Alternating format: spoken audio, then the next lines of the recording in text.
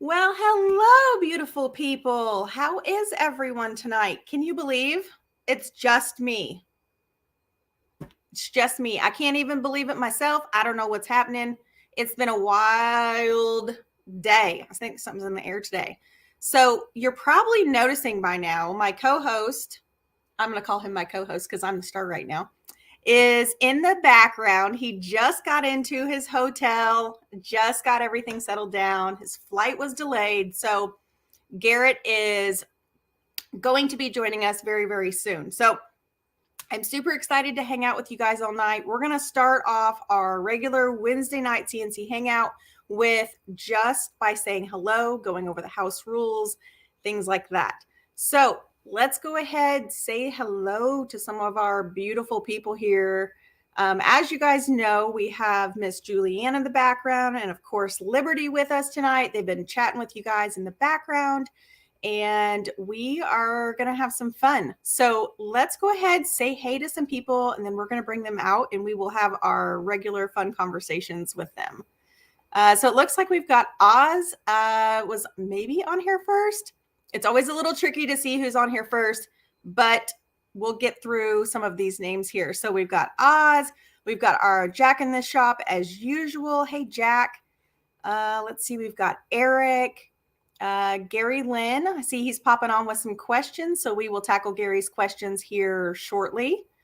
And Auditing Arkansas. I have not seen his name or her name before. So welcome, welcome. We've got Billy McGee. He says, howdy, y'all. We've got Richard of Rockland, California. And then let's see, Michael Clifton. He's got some questions for us. Hey, Mark Lindsay is on here. Mark, I just want to have to give Mark a big, huge shout out. So Mark was originally going to help out Garrett tonight in the event that I couldn't be here because you guys know I'm got things going on with my son. We're meeting with a cardiac surgeon tomorrow. Lots of things happening. But Mark was going to jump on for me, but I wound up being able to be here. So blessings to Mark for wanting to step in. And then Garrett texted and he said, hey, my plane got delayed. I'm going to be a little bit late jumping on the live. So I texted Mark and said, hey, would you be willing to jump in? Because we don't know how late Garrett is going to be tonight. So God love Mark. He is a saint of a human being. We're just so happy that he is here with us, hanging out with you guys in the background. And maybe if he wants to, he'll jump on the live.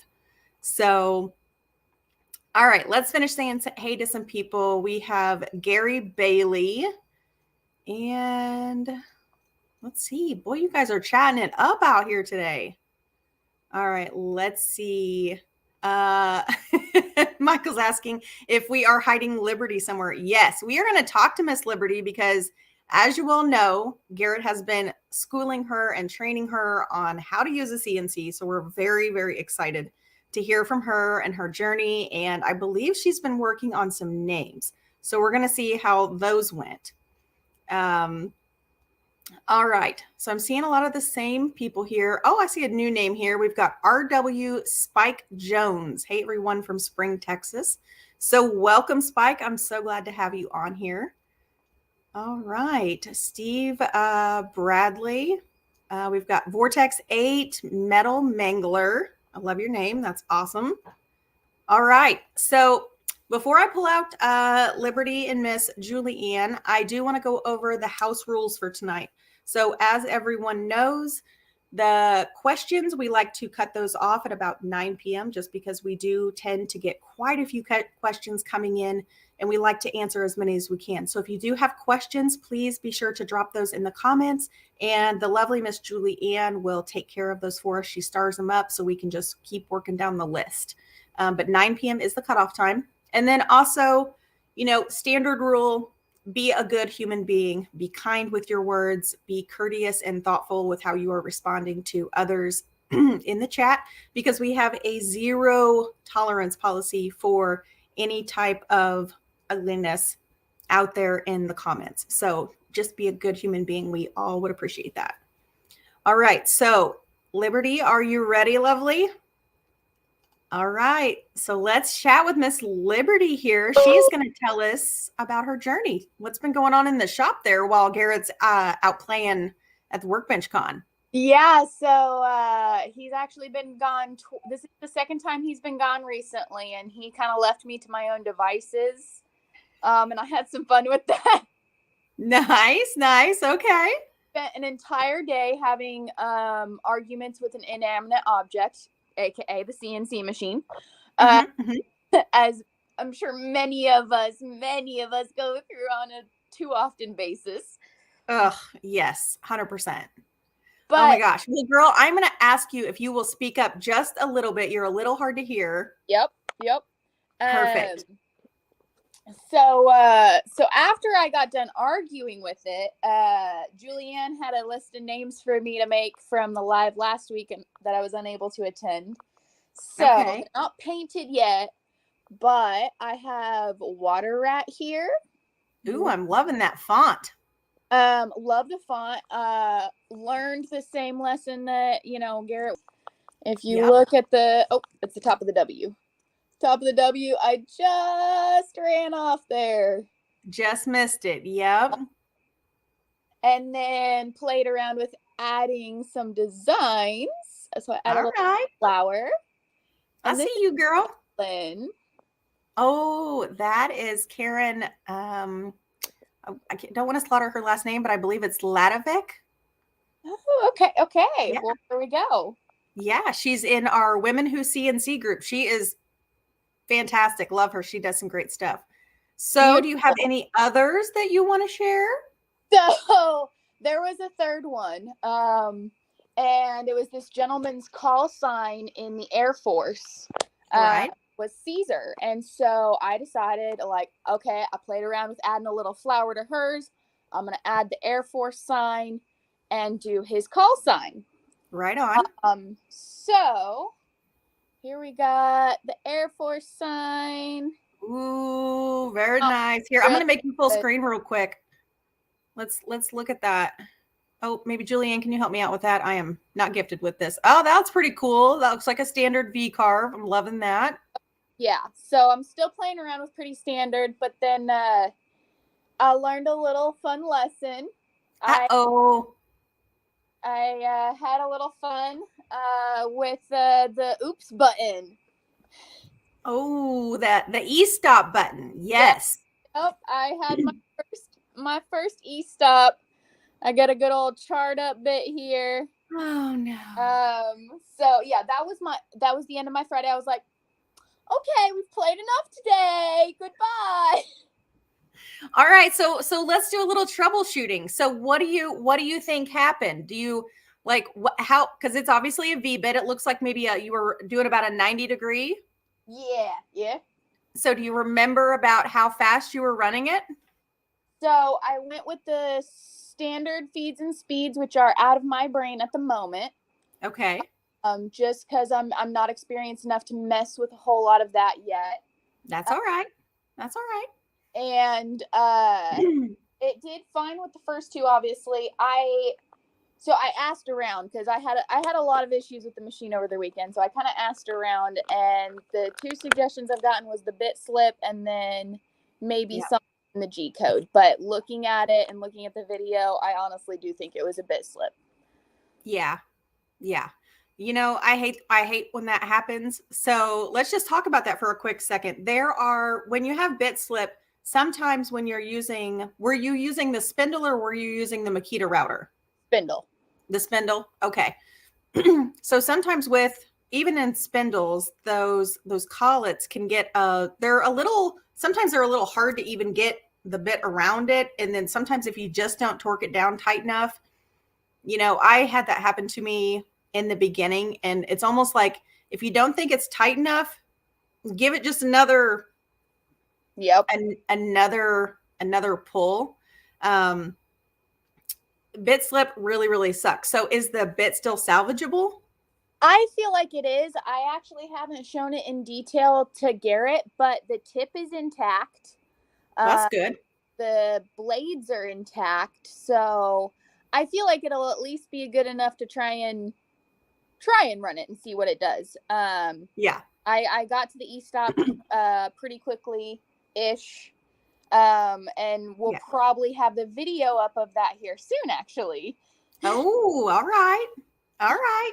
Well, it happens to the best of us. So don't let that get you defeated. But I am really proud of you for knowing when you were like, okay, I'm done. I need to like reset myself and walk away, because sometimes we can always be our own worst enemy when it comes to CNC, because we just want it to work, and we want it to work so bad. We just keep changing things, keep, maybe mixing up the G code, starting from a new position, something like that. And, or, we're checking all the things. And I will tell you from so much experience, the best thing that you can do is literally just stop, like take a couple deep breaths, go outside, blow off some steam, whatever you've got to do.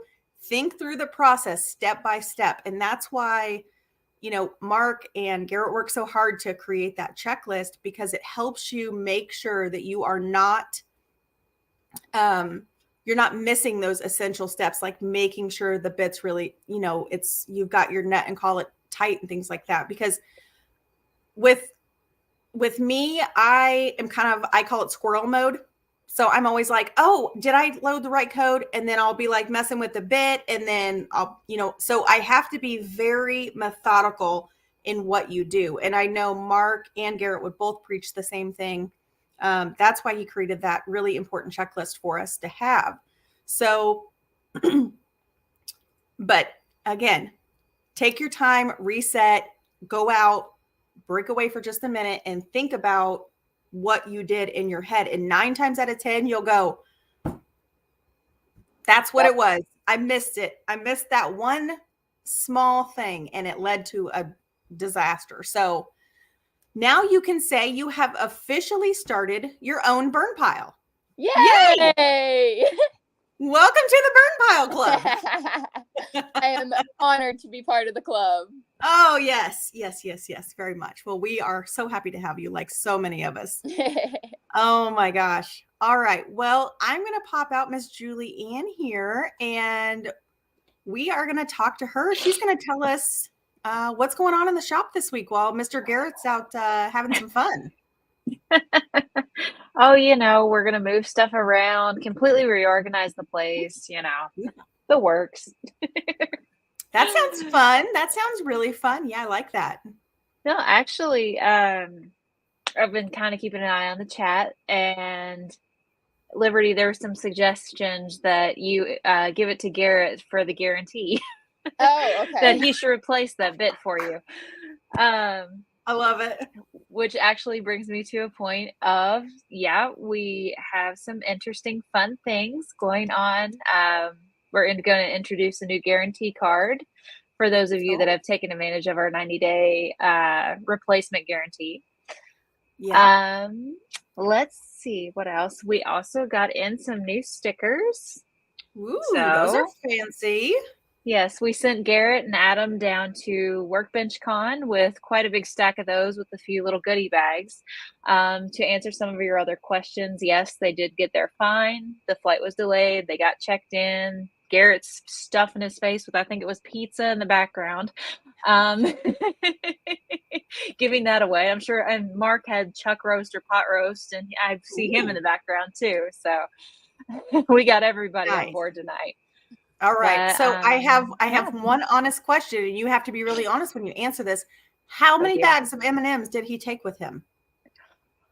That's a Liberty question. Liberty was the one, putting the M&Ms in the bags. I don't know if there was an exact number count. Over 100. Over 100 bags of M&Ms. There you go.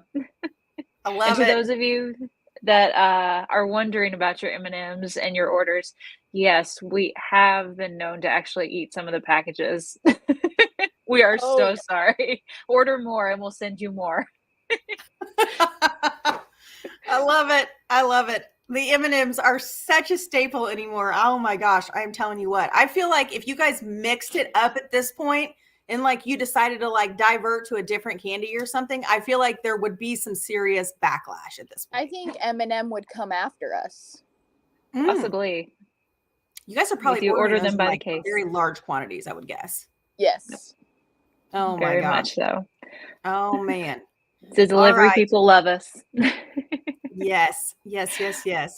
Well, I will say, I know we have a couple things I want to remind people of, because I do know we have some new people on here, and I always like to make mention of the tool database that Garrett has out over on idcwoodcraft.com. It is an invaluable resource. I know Liberty has been utilizing that. It is a quick and easy download. It has Carveco, Vectric, Fusion 360, and I believe there's one more. I can't remember what it is. It's always the one he always reminds me of because I forget. Carbide? But it is a quick and easy full download.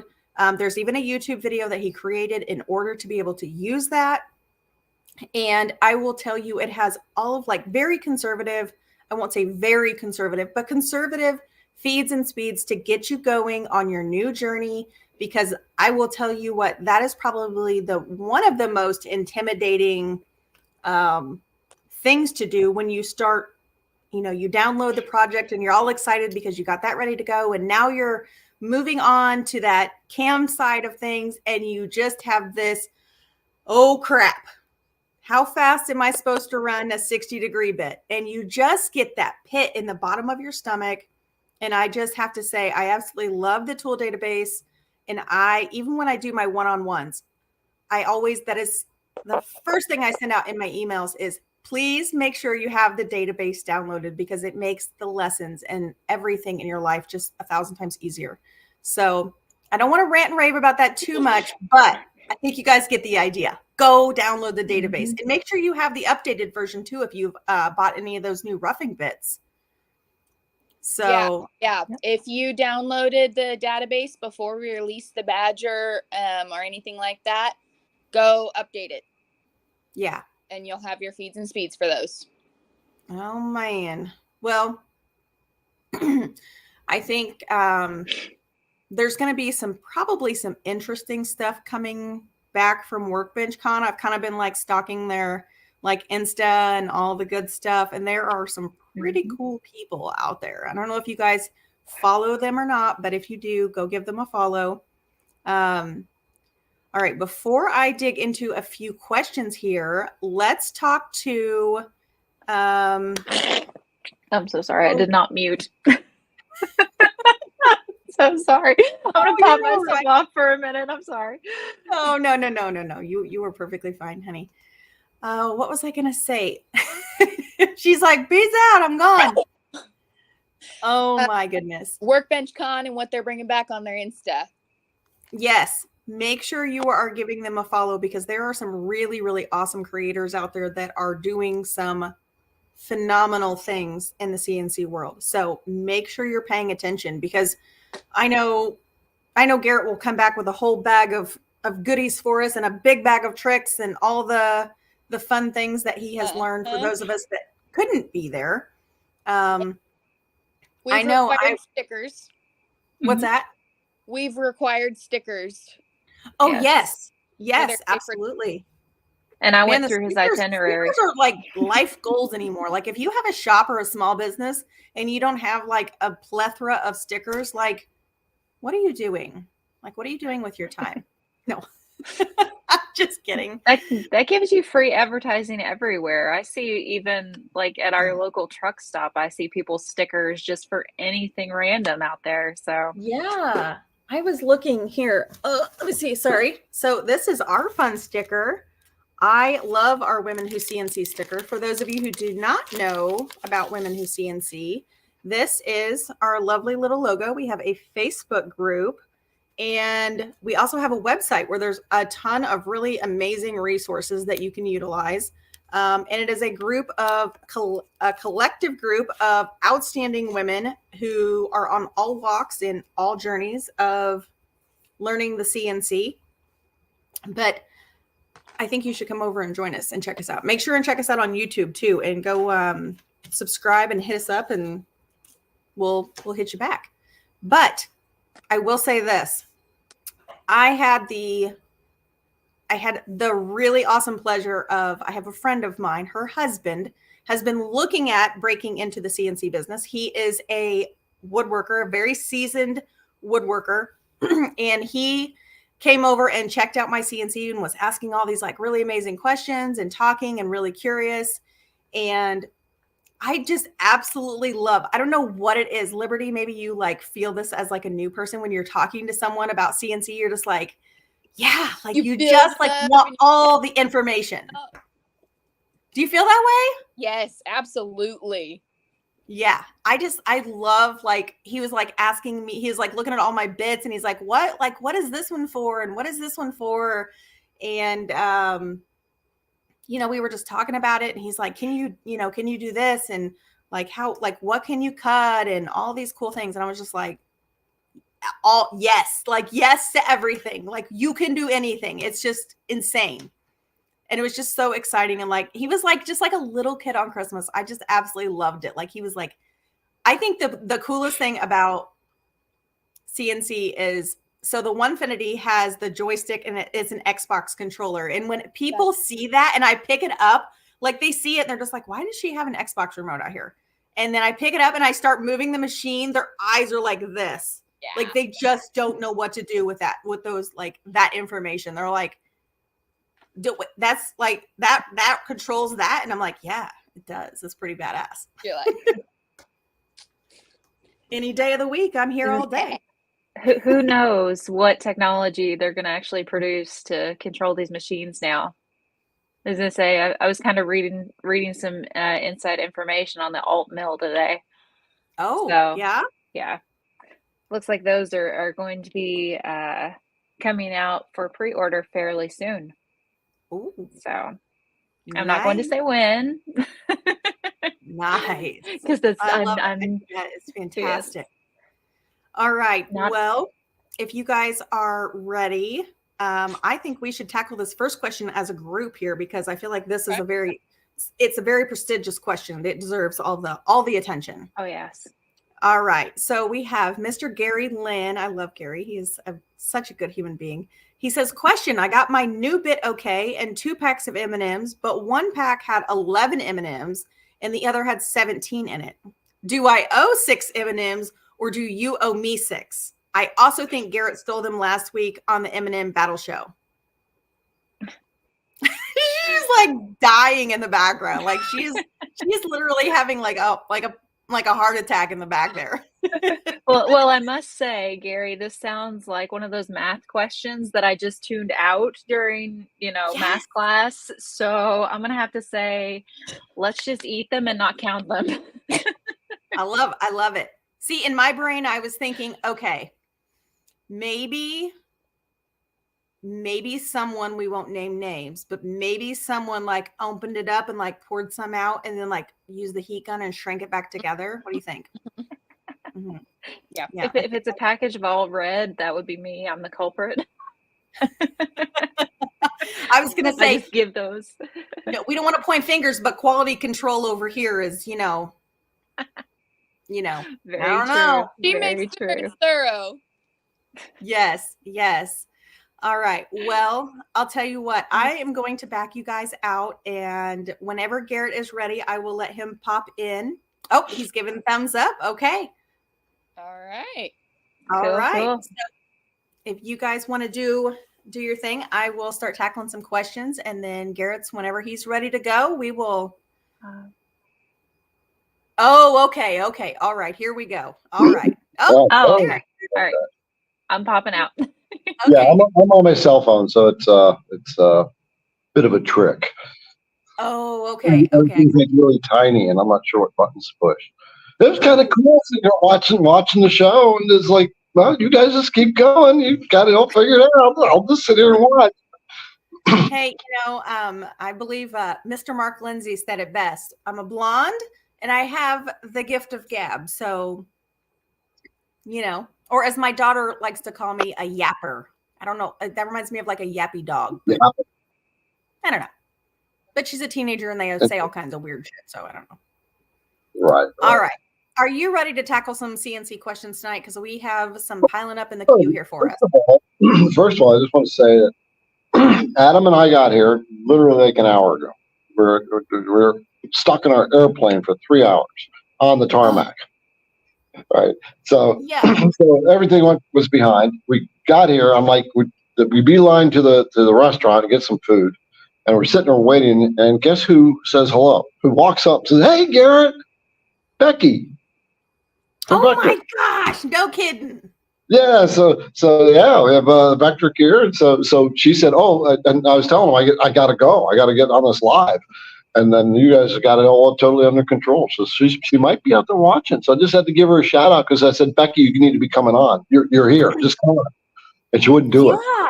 Oh my gosh. Yes, we could even do like an impromptu like get together. Like how fun would that be? Because I mean, she's over in the UK, so the time exchange is just nuts. Well, it would be like 3 or 4 in the morning for her Yeah, if she something were to like come on. that. Yeah, 2 in the morning. 2 in the morning. Yeah, still. Like who wants to be doing that at 2 in the morning when you got to get up in 4 hours? My gosh. Yeah. That'd be crazy. Well, I'm so glad that you made it there safe. You and Adam both. Yep, we're there. You know, you had Becky from Vectric. Like, if you guys don't know who Becky from Vectric is, it's time to come out of the darkness and into the light.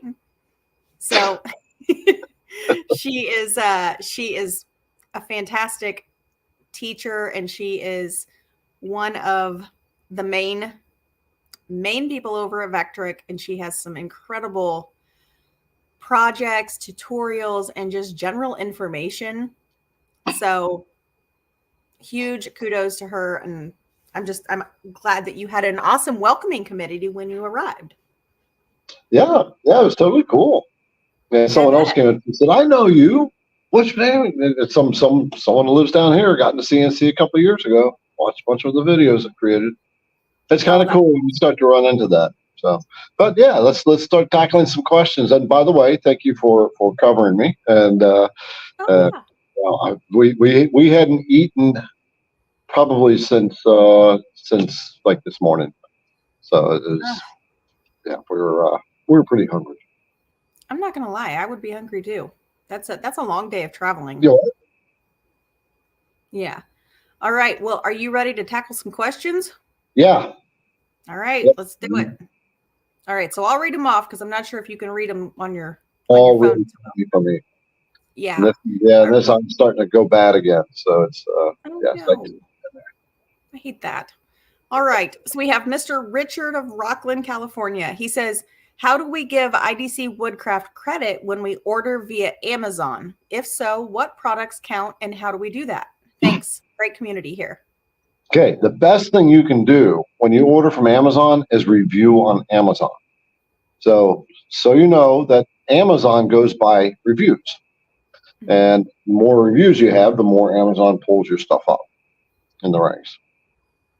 Good so to know. if you got something from Amazon, just leave a review on Amazon. Thank you for asking that and getting something I never thought about telling people before.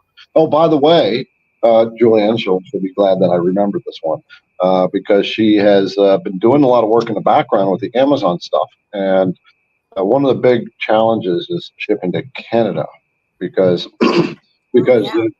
Canada has a we ship UPS to Canada, and UPS charges the exchange fees and stuff like that.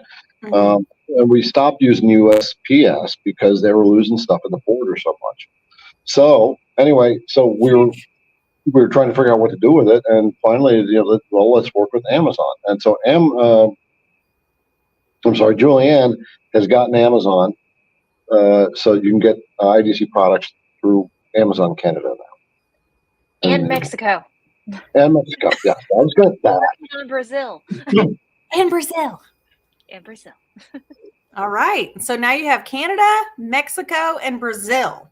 And I know you already shipped to Australia because, we've heard from Chris and several other CNCers have said that. So you guys are getting out there. You're making it happen. Working on it. So do you guys ship any products to the UK right now? Yeah. Yeah? Yeah, we've shipped all over the world. We've shipped all over the world other than Russia. I think Russia, I've shipped to China, I've shipped to Japan. I don't know, Liberty's one I can really say where we've shipped to, but we've gone all over the world. Wow, that's awesome. I love hearing that. That's pretty incredible, I won't lie. So I know that's not an easy thing either on your end to figure out all the hoops to jump through. I was telling the girls earlier, I just got a package and it came from China, and I was like watching it, and it like goes from all like doot, doot, doot, doot, like all the places, and then it like gets to customs, and then it's in customs, and then it comes through the US, and I'm like, good God, like all the things to make one little dinky package show up at my door. Right. It's crazy. Well, the goal has always been to make IDC Woodcraft an international company. Right, international, make the brand, the products available internationally at every country, that I can get into. Yeah. Wow. That's crazy. Well, Yeah. Congratulations to you guys for bridging into Mexico, and where did she say? Brazil. That's pretty awesome. Well, I think we have our one friend. He's from Africa. I didn't see his name on here tonight, but he may have popped in after I said hello to some people. So it's pretty cool. All right. Well, we've got more questions stacking up here, so let's tackle these. We have Mr. Michael Clifton. He says, question, in some of your YouTube videos, you talk about using G codes 55 through 58. Was wondering if you have multiple projects on the work table, are you able to the other G codes to call up a subroutine? Okay. So like multiple projects.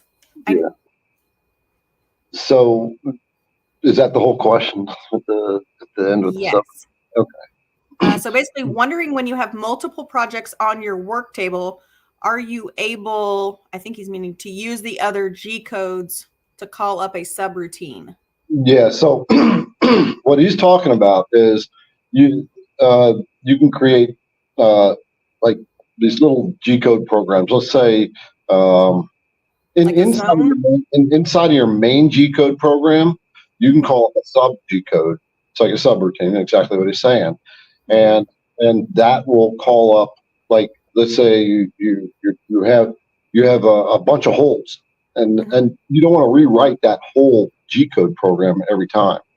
So you can just reposition a machine and then call up the subroutine. It's the same it's like a little G code that plugs in temporarily, and then it goes back to its main thing, moves, and then it calls up the subroutine again, drills the hole, moves, calls the subroutine up again, drills the hole. You can use your work offset. So he's talking about G54, 55, 56, 57, 58, and 59. And you can use those in subroutines. Okay. That seems pretty cool. Yeah.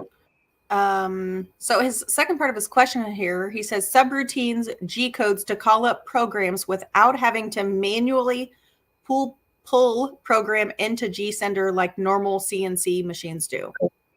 No, so I don't know if G-Sender, so I don't know, I don't think that the Arduino platforms have the capability to work with subroutines.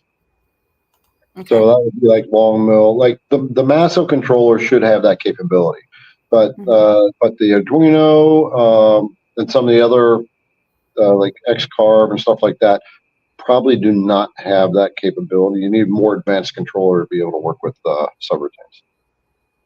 Okay. So the answer to the question is no. All right. Well, there you go. All right. So let's see here. So Mr. Gary Lynn has another question. That was nice. That tapped into some of my more advanced stuff that I used to do. Nice. Yeah, that's not something I've had the pleasure of doing. So that's even a learning experience for me too. All right. So Mr. Gary says, how often can you change bits and go again? XYZ will be the same. Ask question before when Mark Lindsay was on, but you guys didn't completely answer. What are the steps to do it? Thanks. Okay. How and when can you change bits and go again? Oh. Hi. Well, here you go, Gary Lynn. I mean, like, Mark is just awesome. He just like pops in. Surprise, surprise, surprise. What's up, friend? How goes it? I mean, I got a panicked message going. Garrett is stuck trying to get someplace, and you want to come co-host? I'm like, okay, sure. Yes, And like a awesome. bad penny, I keep turning up. He's like a genie. We just summon. He says Mark Lindsay, and we just Yep. he just Like woof. Beetlejuice. Say my name 3 times and See, Mark, now you and I can't be friends anymore. why? I cannot stand the Beetlejuice. Like that is like nails on a chalkboard. My best friend in the whole world, she says that all the time. She's like, let's watch Beetlejuice. And I'm like, I will like throw punch you. Well, Stop. I was referring to the planet, but okay, or the star system, but okay. Oh my gosh. All right. Okay. I have a lot of nervous energy, y'all, tonight. I don't know what it is. I think it's because we go see the surgeon tomorrow, and I just have all this like nervous, like, I don't know what to do with it. So y'all are just here, just getting it tonight. All right. So, Mark, do you or Garrett, do you want to tackle this question for Mr. Gary? Head up at to him. you. Okay. How and when you can change bits and go again? Well, probably the most important is let it stop spinning.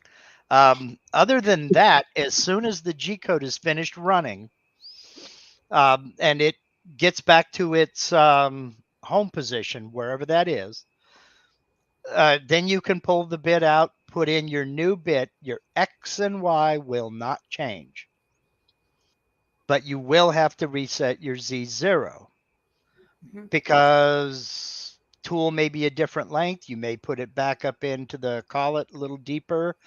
It's really hard to be absolutely 100% spot on, so don't even try.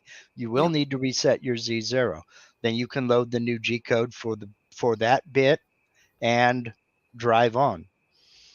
You know, it's I don't think I've ever done a video specifically on that, but your X and Y0 will not change.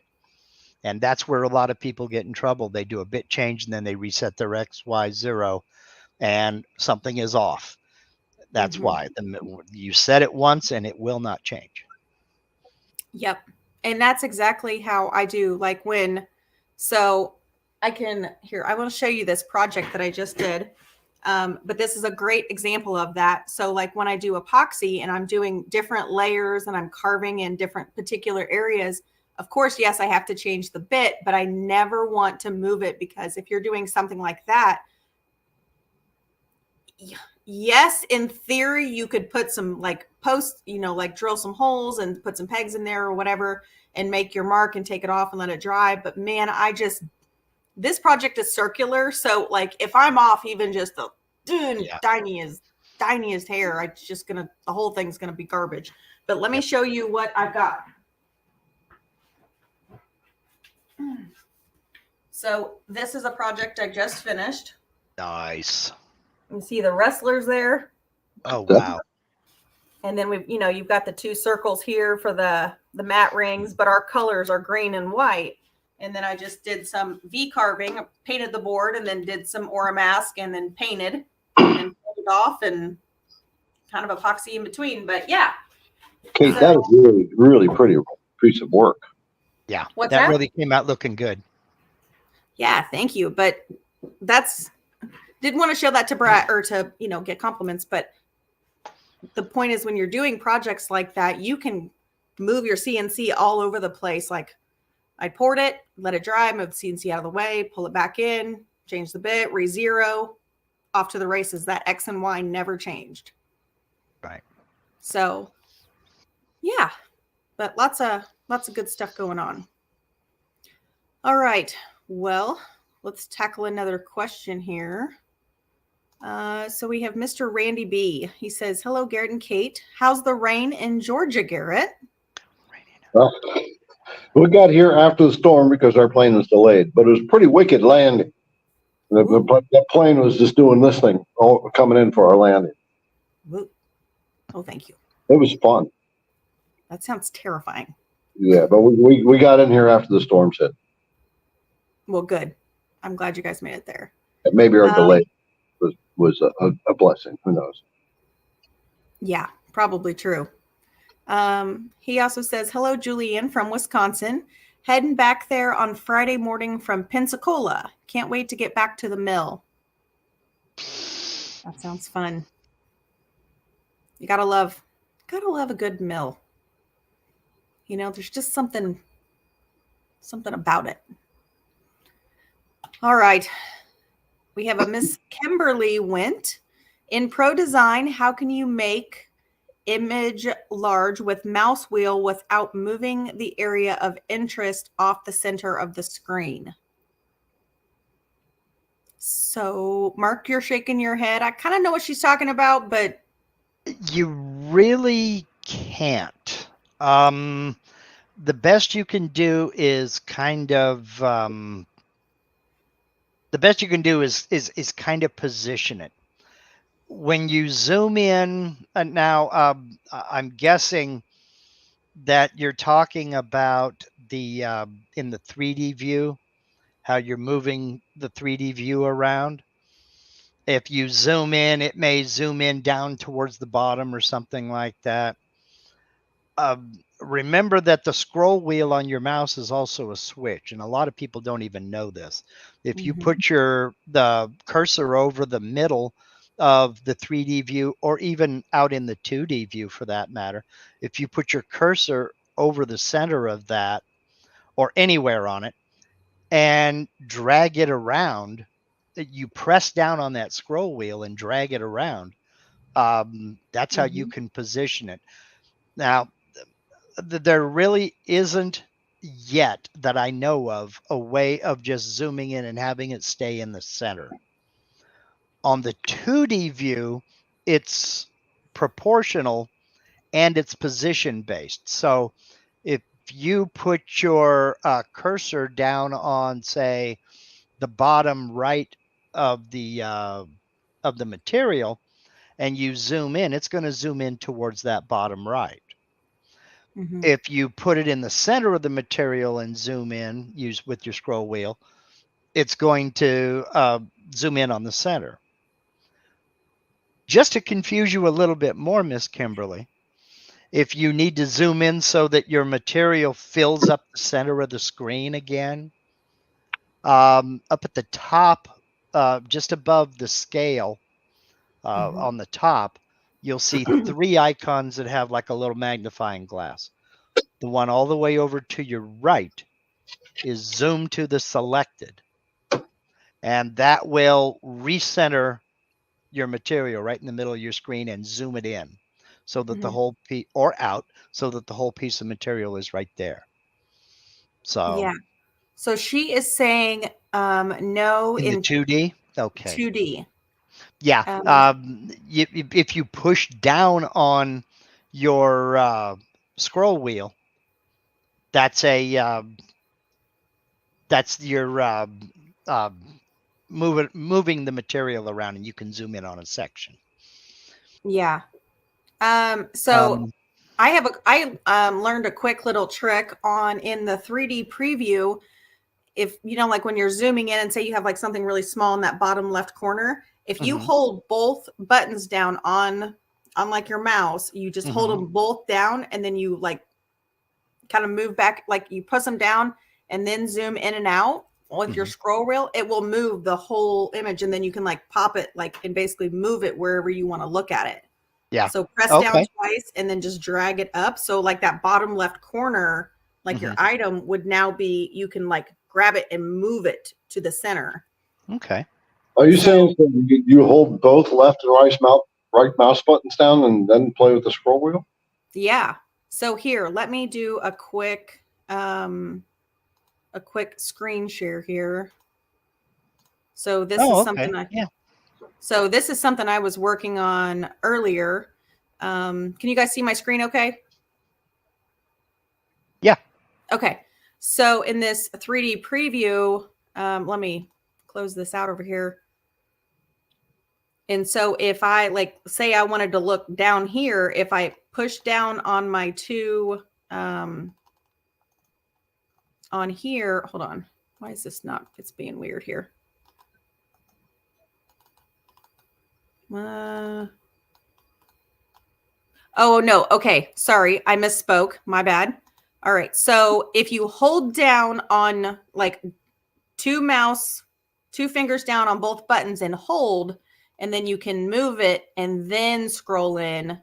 Like I'm holding both fingers down on my mouse, and now I can really zoom in, and then I can still like one left click and I can still alternate the view. Okay. So I've kind of been playing with that a little bit. I don't know. Okay. Yeah, she just said 3D view is not an issue. Yeah. If you don't mind, I'll share mine as well here. Not at all. Go right ahead. And just throw that up. Yeah, basically what I was saying was the scroll wheel moves in and out, obviously, but if you press down on the scroll wheel, you can move the entire piece around. Mm-hmm. And all I'm doing is pressing down on the scroll wheel. Now, if you want to try to center this back up, you can click on that third icon right there and it centers it. Now, you were saying that you're working with some overlaps you're trying to clear up. And let's say you want to zoom in on that area. Mm-hmm. If you select that rectangle and click that exact same icon, it'll zoom in and put that rectangle right there in the center of your screen. Mm-hmm. Okay. But if you don't have anything selected and you click that, it zooms back out. But basically, it's also proportional. So if I want to zoom in down here, I can just put my cursor down in the middle of it and it'll zoom right into it. And I can push down on my scroll wheel and position it wherever I need to position it. So. Very cool. But yeah, there are all kinds of little goofy things like that. So. Yeah. Well, hopefully, Miss Kimberly, hopefully that helped in some way. Sorry, we kind of got off on the 3D tangent there for a hot minute, but you know, that's the beautiful part about doing this is it's live. We try to do our best to help you guys with these CNC questions, but sometimes there's a lot of information, and unfortunately, YouTube has you limited in the amount of characters. So it's like you guys are, by the time we get to the question and then we're trying to see how you guys are responding, it gets a little bit tricky. So Julian does a great job of trying to keep up with what you're responding with. So be sure to give her a thank you in the comments, because without her doing that, we would be on the struggle bus a little bit, like we were in our early days before we had the blessing of Miss Julianne. So all right. Well, let's see here. Up next, we have a question from Rich Bratcher. He says, what are some advantages of switching to the Elite? So Rich is asking about the Onefinity Elite that they have out now. Rich, honestly, I can't really speak like from experience because I don't have the Onefinity Elite. I will say it does have the Masso controllers. Obviously, it's a little bit more of a rigid machine. You have lots more options, kind of like what Garrett was talking about earlier. Being able to come back to that particular position with using the G-code prompts. I don't really know a ton of specs. I know it comes with drag chains. I know it comes with several different upgrades, but you can also, I don't know if you're a veteran or like police, firefighter, something like that. They do have a program where you can apply to use an upgrade for your current machine. If that would maybe apply to you, you can check that program out that they have. But I wish I could give you more details, but I would say check out the forums and check out the Onefinity groups. There are lots of them out there, and people that are way more versed than me can help you with that. So, but I wish you the best of luck if you do purchase one. I'll be over here jealous in my own little corner. All right. Let's see. Our next question comes from Mr. Jerry Karp. He is one of our regulars. He says, I'm having problems with the aura masking staying on the wood when I V-carve it. It tears and lifts up on the edges. Is there a trick to using it? Oh, Jerry, you're a man after my own heart, sir. Yeah. So, okay, couple of things when you're using aura mask. One, make sure that you sand your piece of wood before you put the aura mask on. That's a really big thing. Number two is make sure to wipe the piece off after you sand it. Use the, what do we want to call that darn thing? Vacuum? Little air hose thing. I can't think of what it's called. Yeah. The air nozzle. Yeah, just Compressed air. air. I can't think of what the dang thing's called. Anyway, you know what I mean. But that you can even use a little bit of alcohol on a wipe or a baby wipe, something like that, and just kind of get that off of there. But really, I'm assuming when you're V carving, you're using a V bit. As you know, V bits are upcut bits, so that does present a little bit of a challenge. But really make sure that your Aura mask is also, when you're applying it, make sure you're applying it in small sections, and then use a squeegee or credit cards or something, and then really push it down on the material, because when you just put it on there, you're like, okay, it's on there. No, friend, make sure you're really getting out all of the air and it's really flush on the thing. And then just pull it back, pull a little more paper, and then just roll it down, work from the center out, getting all of the air bubbles out. And then additionally, a lot of people run their 60-degree V-bits, usually between 19 and 22,000 RPMs. And I do not run my V-bits that high. I would say the max I run my 60-degree V-bit when I'm using Aura Mask is maybe 18,000. And that is the sweet spot. The last tip I'll give you for using Aura Mask is always make sure that you are using a sharp bit. Garrett has a great 60-degree V-bit. I think it's called, is it just the ultra sharp or ultra something? It's the ultra clean cutting 60. It's the ultra clean cutting series. They're bladed V bits. Yes. So they're shearing the material as opposed to scraping the material like flat V bits normally do. Yeah. Julianne, yeah. Link it in the comments. The 60 SB60. Yeah, I have some. If you're not following me on Instagram, go and look up Rise and Shine Wood Signs. And I will be posting a reel later tonight. And I'll be posting that. And you can see I've got how I put the Aura mask on, and then the carving. I mean, it just carves into it like butter. I mean, it's just as smooth as can be. On this project, oh my God, this thing is so freaking huge. It's a beautiful project. Like, see how clean the letters are? Like, I mean, I did not clean that up. That is literally, like, you can still see, I just did a really thin coat of acrylic paint, like just some white Apple Barrel Walmart paint. That's the other thing too. If you paint your signs, you need to use some type of a flat paint. Don't use gloss. Gloss will not stick to it. Also, black, any type of dark paint, Aura Mask hates. It does not like it. It's black especially. The more pigmented the paint is, no matter if it's a flat black or a chalk black, Aura Mask just goes like this. So sorry. None for you. Now, stain is very different. Now, do you mean it won't stick to dark colored paints, or it wants to pull it up, or what is it? It doesn't, I don't know what it is, but there is something about it that it just doesn't want to stick. Now, okay. This is not just me saying that. This is a confirmed theory. I have a girlfriend that does the same things, and she is a sign maker. She's been a sign maker for a few years longer than me, and that's a long time.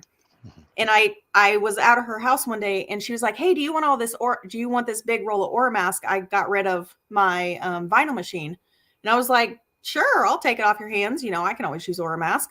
I mean, it's this, like, I don't know if you can see it. It's this like gigantic roll. They're like $200. So I took it off her hands and I started using it, and I'm like, "Girl, how long has this Aura Mask been sitting on your shelf? Like, is it bad or what's going on?" And she goes, "No, it's brand new. Like, why? What's up?" And I said, "I cannot get this stuff to stick to black paint when I'm carving." And she goes, "Oh, you had that fun experience too." And I go, "Yeah, what are you talking about? Like, fill me in here." And she goes, "It won't stick to black paint. Like, I don't care what you're using. The more pigmented the paint with Aura Mask, it's just a no-go. You have to almost do like a reverse stencil. So if you have a way to cut out the stencil that you're doing, you can put that on there and then go in and then carve it. but that's really about the only way you can carve with like black paint. If somebody knows, please put it in the comments. I would be happily to soak in your information, but Have you tried laying down like maybe a coat of polyurethane or something over the black paint so it's sticking to the urethane and not the paint? yeah, I've tried a spray urethane. I tried I think it's Helmsman stuff. Helmsman, yeah. Yeah, Helmsman. I've tried that. And it wouldn't stick to it. No. I think I talked to Garrett like the day after or something, and I said, I don't know what it is with this Aura mask, but I'm ready to lose my mind. Now, I tried everything. I see somebody in the comments is saying, can you cover the paint with painter's tape? That would just kind of negate the need for the Aura mask, wouldn't it? Yeah. Mm. Okay. Yeah. Yeah, Plus, well, I don't know. Well, thinking about, but the painter's tape may leave residue. Yeah. Mm-hmm. It's possible. Okay. Yeah, especially on a flat, if you're using a flat paint. But like it's really odd because if you use any type of an oil-based, like a dark stain, or even a water-based solid stain, like where you can't see the wood grain, no problems. Huh. But black paint, it's just like, nah. Okay.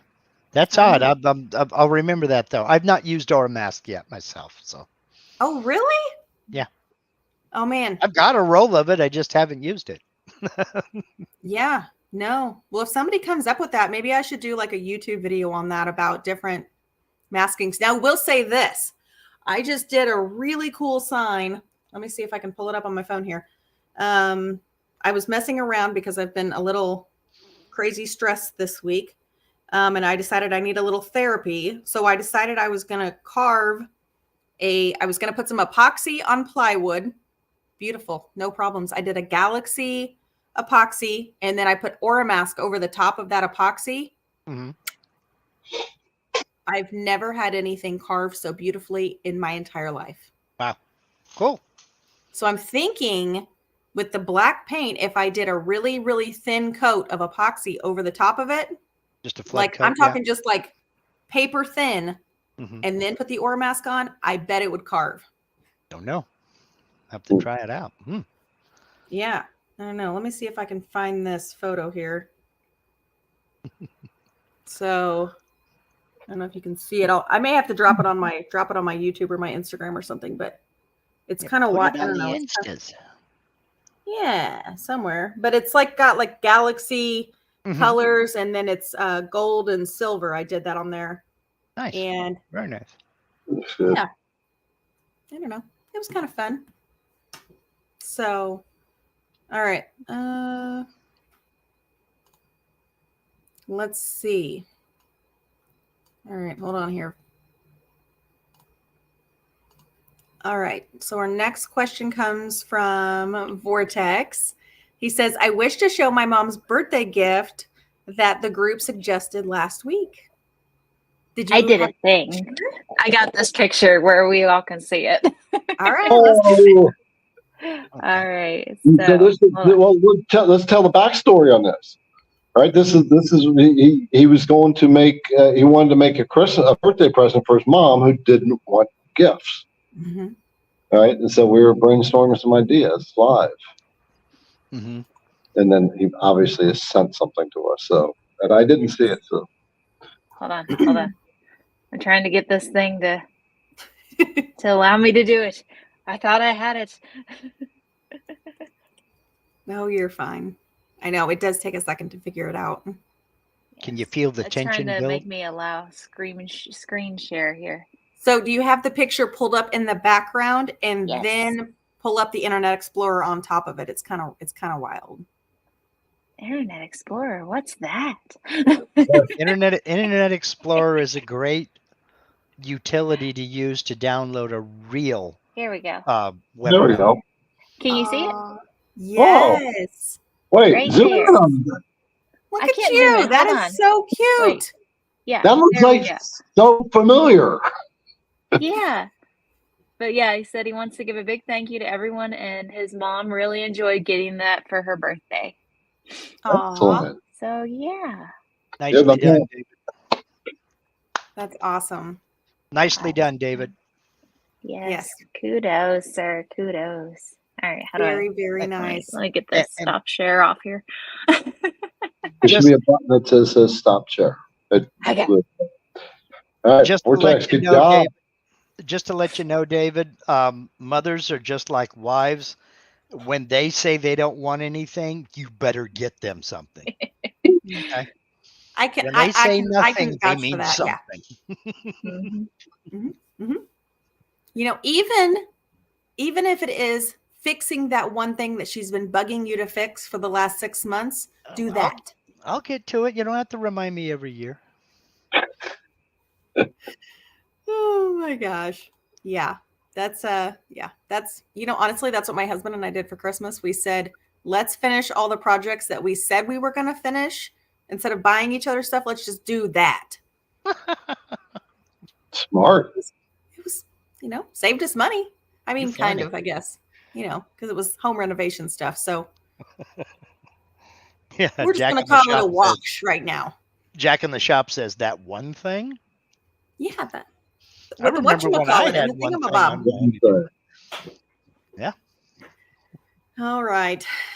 Let's see here. So Mr. Norman is asking, Garrett, did Becky say anything about their new version 12? No, I literally we were so I am at Workbench Con. So we just arrived today, and the registration's tomorrow afternoon, and everything starts on Friday. And so we got here, went straight to the bar, not to have a beer. I'll be doing that after the show. But I needed something to eat because we hadn't eaten. And I'm sitting there, and Becky comes up from Vectric. Garrett, hi! So it was very cool. But anyway, she did not. We were just catching up. It was Becky and Edward. Yep. They will not. They will not talk about it. Oh. They will not talk about. In fact, I was shocked that they released that little teaser that said it's coming out in April, because they don't do that. Well, Usually I will say, usually the only clue you get is when they start posting little teaser videos about 2 weeks before release. But yeah, they hold that stuff real close to their chest. Even the beta testers don't know everything that's going to be in it. Oh, wow. Well, I did see, I don't know if it was on YouTube or Insta or where it was, but I did see that it was like a video of all of the different, like Vectric owners. Did you see that one where they were talking about like who could get the upgrade? So if you've like purchased it in the last year or something, like you can get the upgrade, or there were like 3 or 4 different qualifying criteria to get it. If you purchased, if your initial purchase, your first time buyer, within the previous 12 months of the release date, so April 20, if you purchased it in April 2023 or later, and it was the first time, then you'll get a free upgrade. If you purchased an upgrade, say from like version 11 to 11.5, within the last 90 days, you'll get the free upgrade. So that's a pretty sweet deal. Yeah. I'm wondering how much it's going to be to actually do, like, if you just want to upgrade to version 12, or like, if you log into your V&Co account right there on your portal, welcome Kate and all this other stuff, right underneath it, it'll show you what the cost to upgrade. Oh, really? Yep. Because it's individual for each, case. Okay. All so, right. and it will tell you if you qualify for a free upgrade as well. Well, I know I don't qualify, so I'm just curious how much it's going to cost me to upgrade, because, Now, Kevin is asking, what if I upgrade from desktop to pro? I don't know on that. And that's what I mean. If you log into your V & Company account, it'll tell you what the price is. All right. Yeah, we'll definitely have to check that out. All right. Well, let's see who we've got here. So we have Mr. James Dunkelberger. He says, on for the first time. Sorry for my lateness. Friend, you don't ever have to be sorry for being late. We are just thrilled to have you. Good. Yep. Yeah. I was a half hour late, so. You know what? It's all good. We're here. We're all present. We're just hanging out. Every Wednesday, 8, as it turns out, 8 to 10 now.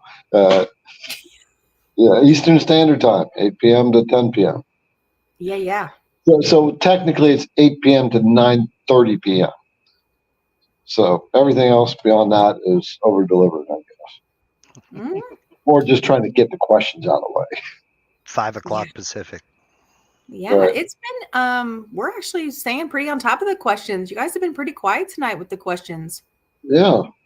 All right. Let's see. We have a question from Mr. Dale Brown. He says, how many bits would you ladies, this must have come in when we were, it was just me and the girls, ladies say a beginner needs to start out with, and I'm thinking as you move on, you pick up more bits for more projects. Well, I know what I would say. I want to see what you guys have to say. Let's what would I say? Well, it really depends what you're going. What I would say is you start off with the stronger bits. You start off with one of each.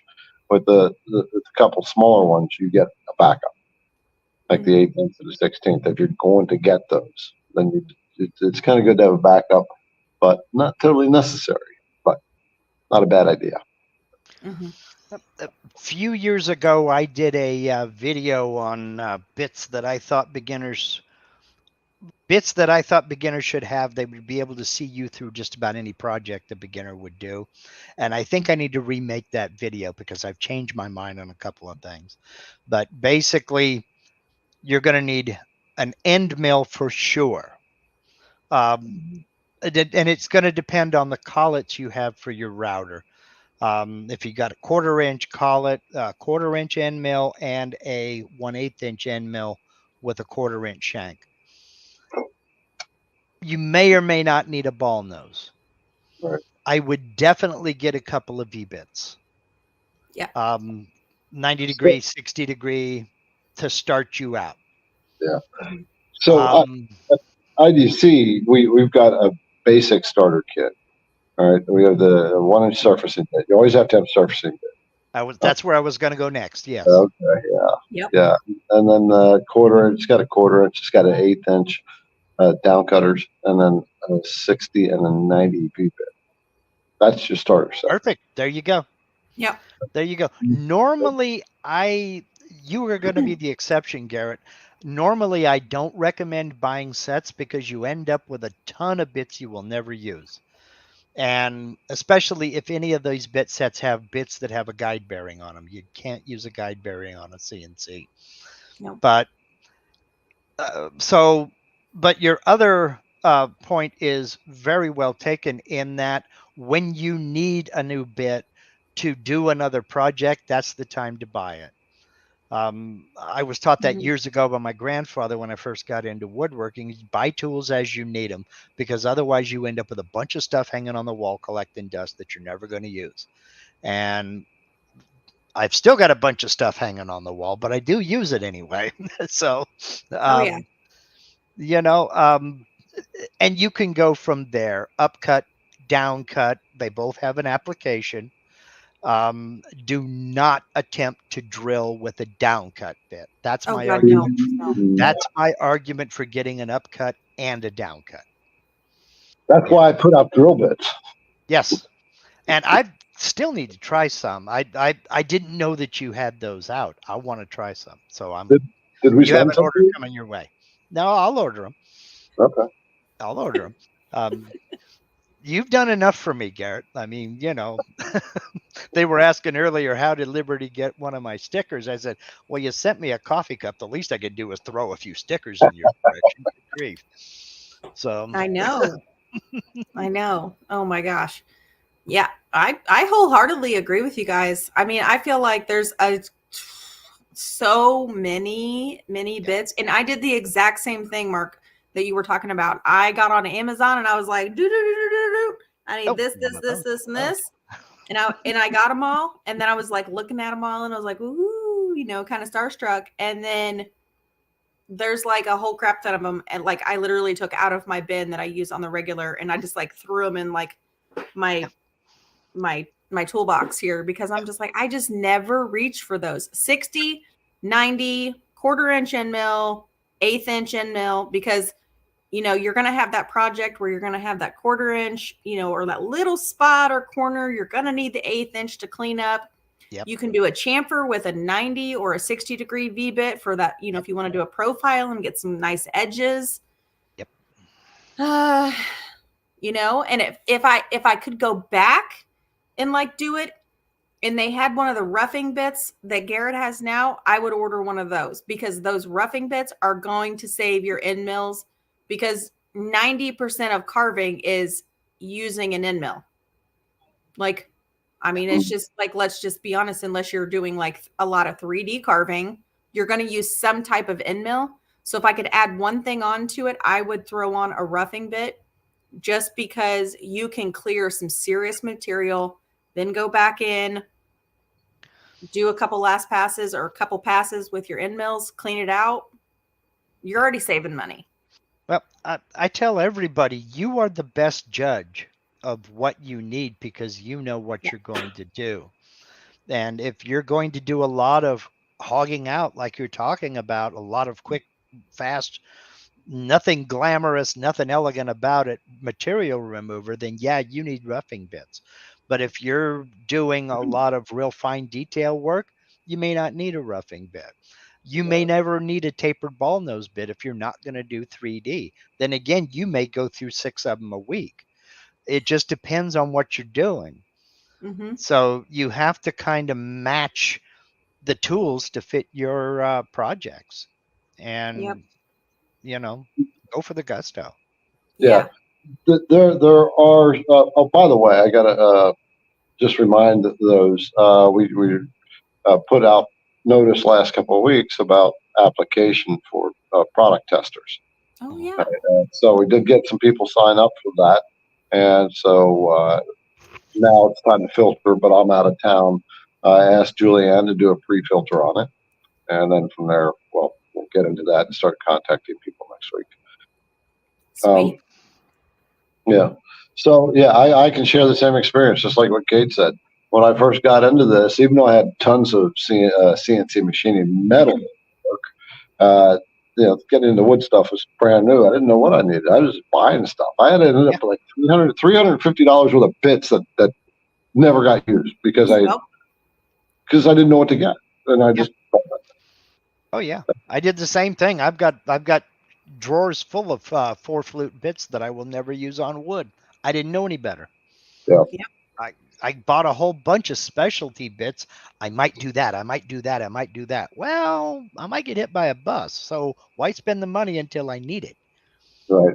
Well, that problem, and seeing that over and over again in the Facebook groups, where to get a good set, nobody could answer the question. I said, well, let's solve this. Once I had it figured out, so then I started IDC Woodcraft. And so we put together the regular set, and we put together the basic set, and now we're going to put together a pro set. Sweet. Perfect. Yeah. And I will say it does make a difference when you're buying. I mean, if you're just like super, super new, brand new, starting out, and you really are just terrified that you're going to, wreck a bunch of bits or something. I mean, it's kind of 50-50. I mean, I'd say when I started out, I can probably say I've probably broken 5 bits since I've started, but I'm like that one that was like super nervous. Like I was like the checklist, like you used to always say with the airplane manual, I was like, okay, like trying like double check, triple check every single thing I was doing. But that's just like who I am as a person. I'm just a very methodical, like analytical person. And so, but if I told my husband to come out here and to learn this, he would just grab a bit and like be like, do, do, do, do, do, boop, and like hope for the best. Yeah. And then he would probably wreck a bunch of bits. So would I give him like my better bits? No, probably not.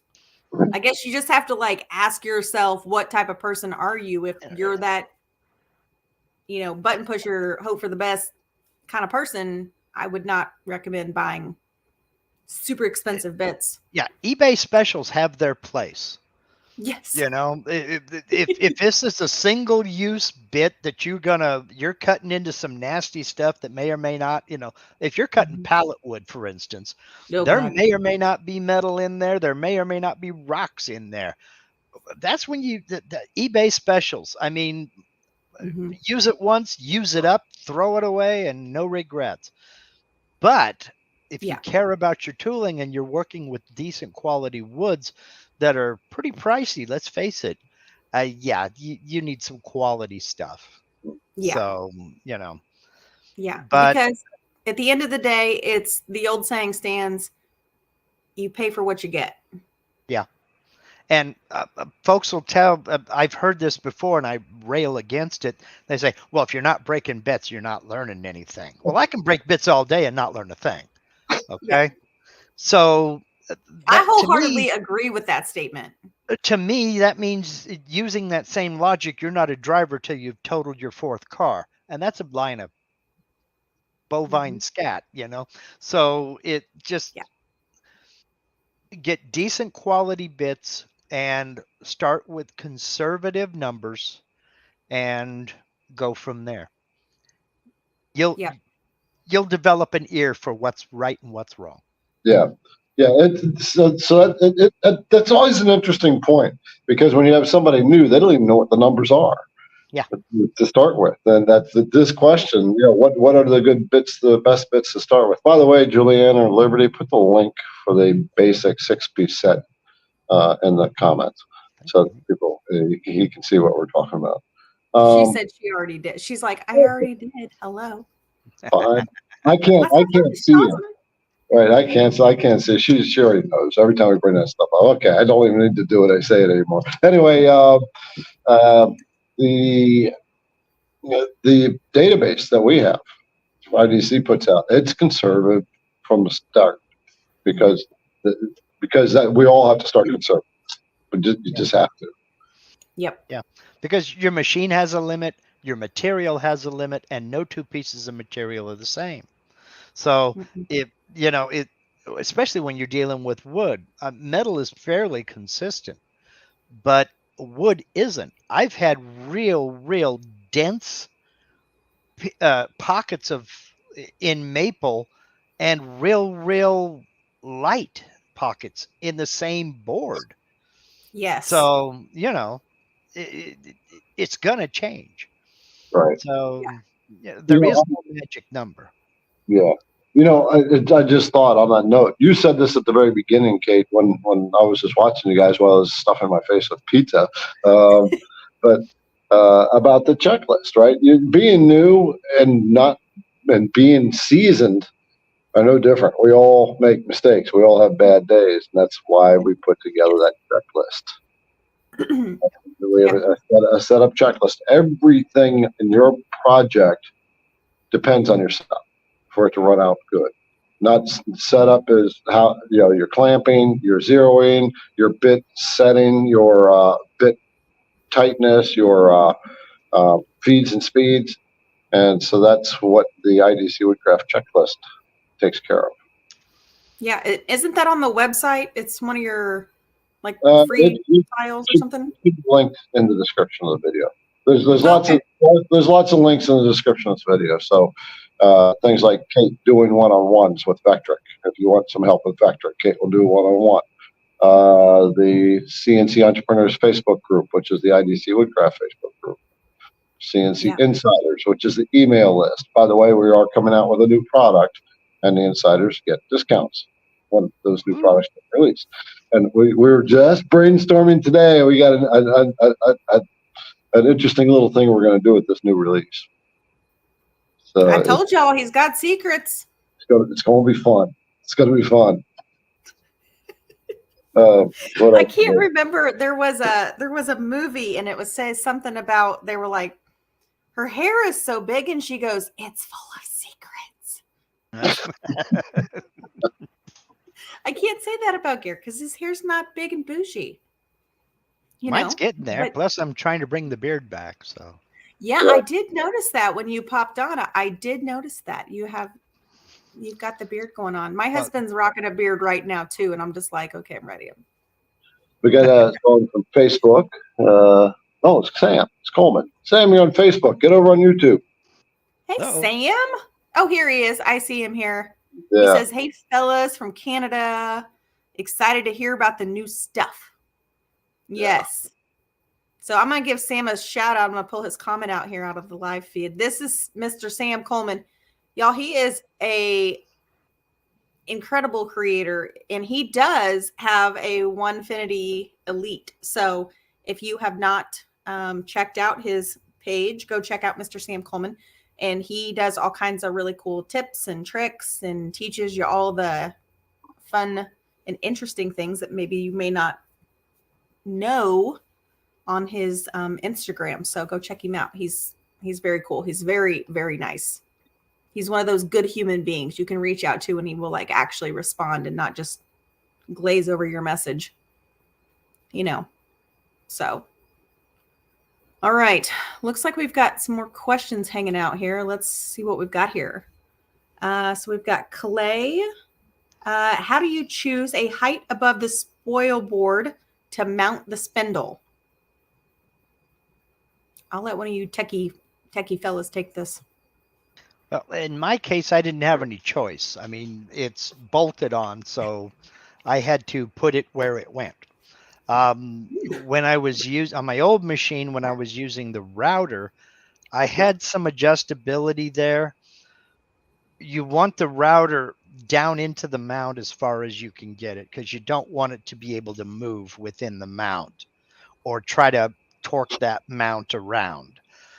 But where that mount goes on the machine, it's going to depend on what the range of travel of your CNC is, and just kind of, you know, experiment with it. Try a couple of projects with it one height and then move it up or down as the case may be. This is another one of those cases where there may not be a magic number. You might have to move it up for some projects or move it down for other projects, depending upon the material. Yeah. But I think most machines have a fixed position or maybe a little bit of adjustment up or down. But I'm trying to see. I've got 8-inch travel on my axis, but then again, as I said, it's firmly bolted on. I don't have any adjustability. Mm-hmm. Yeah, you got a larger machine. So in this case, what he's using, he's probably got the round clamp thing that goes around either spindle or the trim router. All right. So like, yeah, I'll just back up what Mark said. You got your Z stroke, whatever Z stroke that you have with the machine. I'll try to optimize that Z stroke, but I don't try to go too high. I'll be like in the middle, more clamp in the middle. Like Mark said, you know, go all the way down. I like it in the middle because it gives you the right best both worlds. But I feel it out, just like you said. Most of our projects are 3/4 to 1 inch thick, or maybe you might be doing some 1/4 inch stuff. Just think about that area that you want to make sure your Z stroke and your clearance with your longest bit is going to get that whole 1 inch depth of cut. Yeah, and do remember you have that bit under there as well. So if you're running a 1/4 inch end mill, that's not a big deal. You put a 1/2 inch end mill in there, now we're talking about a whole different ball game. So, you know, you've got to kind of play around and see what's going on. Yeah. That's pretty solid advice.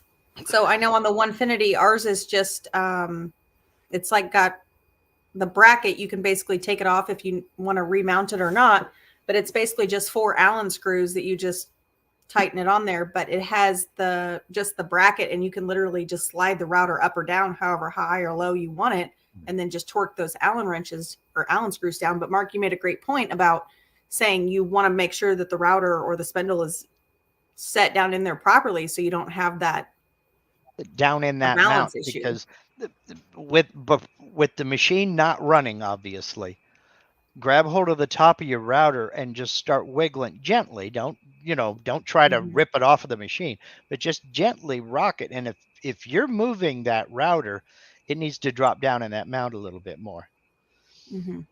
Yeah. Because if you can move it, it can ding dong sure move when it's cutting material. Oh, 100%. Yeah. All right. Well, Clay, hopefully that helped you out, brother. Let's see who we've got here. Blue pill, red pill. All right. In an easel program, how do you even your project on all sides? I cannot answer this one.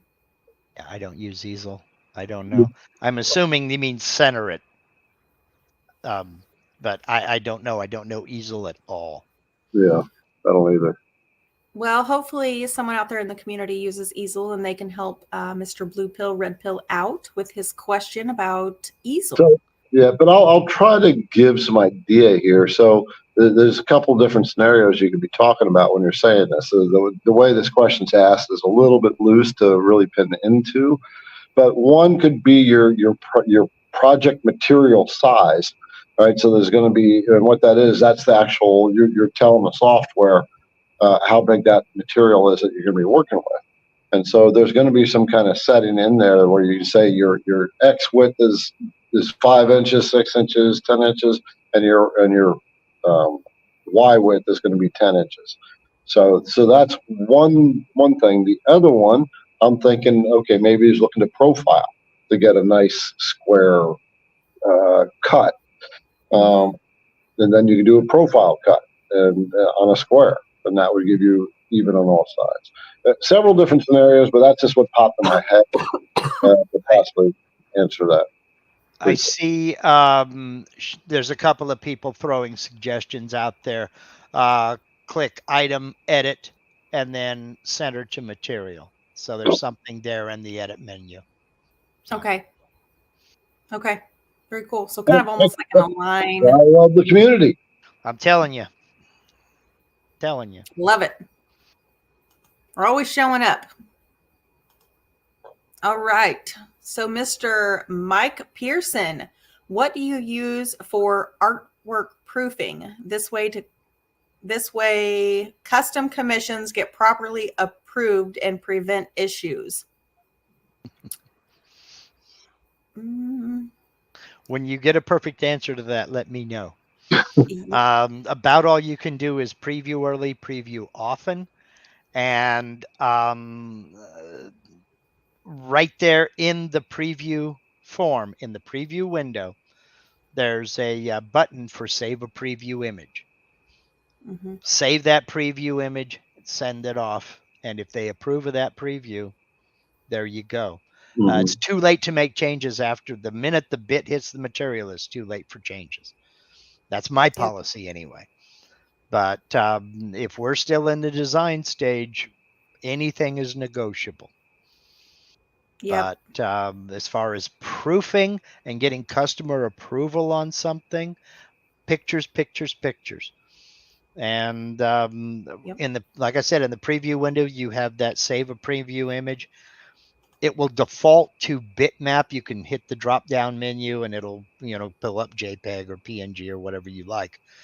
And then also you can, don't forget that print screen button on your keyboard will take a copy of everything that's on your monitor right now. Then you can open up Paint, paste it in there, crop it, send that off. Yep. So I just keep, for mine, I do, like Mark said, pictures and videos are worth 1,000 words. So if you're using a particular type of wood that maybe has a lot of grain and you're going to be doing a lot of like words and, maybe like, let's just say like I don't know why I'm thinking of this, but like the 10 Commandments. I've seen a lot of people that use a lot of like dark wood with a lot of grain because the grain's really pretty. Like people love using those exotic woods, but then they want this type of product on it. And you have to be the one to say, this is not going to look good. This is not a good combination for this. Right. And so maybe do something like you could do a small piece and a small sample of it, because what I've run into in my years of doing work for a lot of different people is the saying the customer is always right is not always right in this type of a situation, because they're not going to know what it's going to look like. You know, in your brain, because most of us that are creators, we're visionaries, so we can see what things are going to look like. And sometimes you just have to go like, you know, here, this is really what this is going to look like. And they kind of go, oh, and then they start to kind of listen to you a little bit more. So videos are great. I always tell my customers, I always say, look, I try to be 100% transparent with you. You asked me for my opinion. So this is my professional opinion in my experience. I like to put that in there as well. In my experience, this is what this is going to look like. And I don't know that you will be happy with the result. So that can eliminate a lot of issues right up front. If you can see issues coming down the pike, tell them, be honest with them. Because if you're honest, your story's never going to change. It's always going to stay the same. Truth. So, you know, there's a lot of that. And then try to keep a very open line of communication with your whoever's purchasing what they're doing. And if you do happen to need to make a change because of material or supply issues, tell them. Don't try to hide that from them or make up excuses about delays. Just, this is what's happened. I have found some really good alternatives. These are your options. Please let me know what you would like. If you would like my opinion, I will give that to you, and let them know. But then also, you also have to remember that you don't have to like it. They do. And I say that as a guy who in a former life as an upholsterer, upholstered a car in pink camouflage. I didn't have to like it. She loved it. Right. You know, but yes, that's exactly my point. Yes. But make sure when you're working with these type of mediums like wood, or people want outdoor signs and they're like, well, I want epoxy in it. Sorry, grasshopper, you're not, that's not going to work. Yep. I can make it for you and I will be happy to charge you for it. But in about 6 months, when it's summertime and it's faded and it looks like dirt, you're not going to be very happy with it. But I'm just letting you know, I like to be transparent. Mm-hmm. Gotta love people. They know what they want, but they don't know what they need. Yeah. Good way to put it. Yeah. Yeah. Excellent way of putting it. Yeah. So, but I will be really honest. Most of the clients that I work with are absolutely fantastic. Like right now, I have an incredible opportunity to make a big outdoor sign. We're using HDPE. We're using acrylic. We've got all this different kind of bonding glue to put everything together. And I showed her the preview and I said, I know this is not your like exact logo, because what's going to happen is I want the acrylic to be inset inside the HDPE. So it's completely sealed off 100%, but her gold rim around her logo is on the outside. But I said, here's my honest opinion. I said, I'm really nervous that over time with the rain and snow and the sun, that if the acrylic is on the outside, there's a chance that some of that moisture and whatever else could get on the inside of it. And then it may show some signs of wear sooner than what we would want. So I said, I've come up with an alternative solution. You let me know if you like this. I presented the idea of giving it just a black ring on the outside and insetting that gold a little bit so the acrylic would be mounted fully encased inside the HDPE. And she was like, yeah, looks great. I love it. And I was like, yeah, you sure it was HDPE? Yes. Okay, because nothing sticks to HDPE. Maybe it was high density urethane, maybe HDU. Nope. Okay. No, I know I did a lot of research and I think it was, hang on. I have it right here. I have my list of things I wrote down on it. Hold on. Nope, I wrote down HDPE. Okay. Okay, well, I just wrote glue. Okay. But I know you can. I know one product I did find. It was like M6, not 6,000. I knew you were going to ask me that. Didn't know there'd be a quiz, did you? I did. No. Let me see if I can find it. Because I know I did. I scoured the internet and I read like a crap ton of articles because literally it said nothing sticks to it except for, it was like a cement. Like you could buy it and it Okay. said it was Well, I'm not doubting you. I just was that because I was like, you're wait a minute, fine. nothing 6 to 8. So it's called Bostic Titan Bond Plus. Is great for bonding glass pieces with acrylic. It says it works with the polypropylene, ABS, HIPS, and PETG plastics can be bonded using this because it's a thermoplastic adhesive such as Acrobond 120. Okay. I don't know. Okay. Sounds very intense. Yeah, it does. Well, there's a lot of adhesives out there that's not available to the general public. Believe me. Yes. So. Yeah. So I was impressed with what I found. But this company I did talk to, and they did agree, and they said yes, this will stick to HDPE. And I'm like, oh, gold mine. Yep. So. Well, if they haven't called you back to say it's failed, you must be doing all right. Right. Right. That's the hope anyway. All right. Are we ready for another question? Sure. Yeah. I am. I'm ready for anything. All right. You always are. He says, doing a tree of life with mom and dad with anniversary plus add-on when kiddos were born. Trees will have leaves. How would you epoxy in green for leaves, brown with trunk, and branches? It's multi-stage epoxy project. Yeah, that's multicolor epoxy inlay. I've done a couple, and they're a lot of fun. They're a little bit of work. There's like, I don't come here to plug my own stuff, but I have like a 6-video series on my channel. Go check the playlist and look for epoxy inlay. There he is. He's back. Okay. Yep. We all bugged out for a second. Okay. Yeah. Go to my channel. Click on the playlist link and look for epoxy inlays. There's like 6 videos in it. Yes. Personally, subscribe to Mark's channel.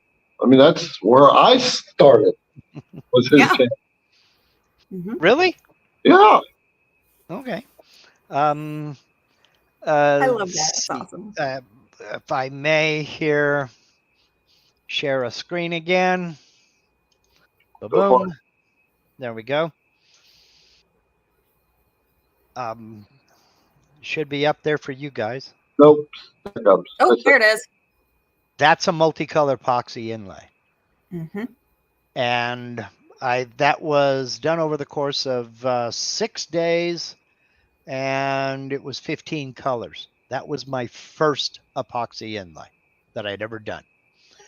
And I love when they come out so good. Oh, it was an absolute blast. And basically what you would end up doing would be go for the bigger areas first. Get the big brown trunk and the branches, let that cure overnight and come back and carve the leaves. That's what I did here. For instance, you're looking at the skull. I poured this dark gray full, then came back the next day, carved and poured the white. Then I did all of these other colors, and the black was the last thing I poured. And that was basically just an outline around everything, his eye patch and all the other good stuff there. And poured it all, and you see it. That was a mistake that I tried to cover up, but it actually looks like it's a pattern on his scarf. So I think it works out okay. Yeah, it does. It actually, I was like, it looks kind of intentional. Yeah. No, it was a mistake. What I did was a little bit of this as I was finished pouring this, it dribbled in here and I'm like, oh no. And it was starting to get, I didn't notice it and it was starting to gel up. And but then I Yeah. looked at it when it was done. I was like, oh, that's cool. So Yeah. No, You know, I mean, things like that, you don't realize how much thought has to go into planning that. that's why it's 6 videos, because I think the first 4 were on drawing all the vectors, and then you have to offset the vectors. Like, it's, well, let me stop sharing. It's kind of weird, and I explain this in the videos. If you're carving down into a piece, then pouring epoxy, then you got 2 things side by side. You're using V-bits. So you've got one pocket over here, you've got one pocket over there, then you've got a ridge in the middle that's sticking up. So you need to overlap those ridges to reduce the height of that ridge. Otherwise, sure enough, you're either going to surface or sand down into it and either have wood, a stripe of wood, or a stripe of the other epoxy showing through. I explain it all in the video series, but fair warning, if you've never done one, you can stop now and have no regrets, but it is addictive as heck. oh, yeah. And it can get expensive real fast. Real fast. I'm here to shout. Look at Kate. Kate's quite good at the epoxy. Like those. Present. Yep. Now, okay, so I have to, I'm going to challenge you, Mr. Mark Lindsay. Uh-oh. I have never done V carving in my epoxy inlays. Never. I always do. Nope, never. Either a 15-degree or a 30-degree V-bit. Now, I could see that for certain things, but like this wrestler thing that I did, I use all end mills. I think I used an 1/8 inch end mill and my 1/16 inch end mill. Now the trick, what I do is, so like, I'll pull it up here I'll just grab it again real quick. But like, all right, let's just talk about this for a hot second since you popped your pirate picture up here. All right. The green, I went in with my hog, cleared it all out. That's at 1/4 of an inch thick, right? Yeah. And then I came back in with my 1/8, and I had to make sure, that I offset from the outside to here, did my 1/8 inch rim, did those, poured those, because I don't know if you can tell, but this is actually like a white, it's like a white crystal-y color, and the rings are actually gray. Okay. And then when I did the wrestlers, okay, so let me back up. So the rings, so the green is the 0.25, the gray is like, I think 1/8 of an inch down. And then I did, I'm trying to think. Okay, so I carved the wrestlers just a little bit further. I think I carved them at like 1.28, just a little bit further, because I didn't want the gray to be like, if I didn't want to over pour this, but I will tell you, I didn't do any sanding. This is literally like poured and cured. I did no sanding, no polishing, nothing. But I think that's what scares me the most. Huh? You didn't surface it either? No, because if I had surfaced it, it would have gotten up here, because like you can see that there's like a ridge here. Hold on. Oh, okay. I see what you did. All right. Yeah. So like the edge, like where it's painted right here, like the epoxy is still like there's a lip. Yeah. Okay. But like you can feel like the texture. I mean, it's obviously all smooth, but you can feel like the different layers of it, which I'm okay with, because I mean, let's be honest. If somebody receives this as a gift, they're not going to be like, oh, the epoxy is like 1/16 of an inch, not even. No. Like said nobody ever. And I'll be honest with you, the deepest cut on that pirate was 1/8 of an inch. Yeah. And that But was I basic. think And like- that was based on the epoxy that I had. They said, don't pour it more than 1/8 of an inch deep. Okay. How long did it take to set that? Overnight. I brought it in the house every night, then brought it back out next day and carved it, and then took it in the house, poured it, brought it out the next day, carved the next layer. And it was, like I said, over the course of 7 days.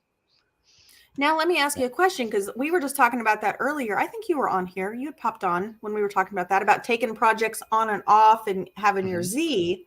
How did you keep your I have perfect? well, number one, it's rectangular, so I didn't have the issue that you have with the round piece.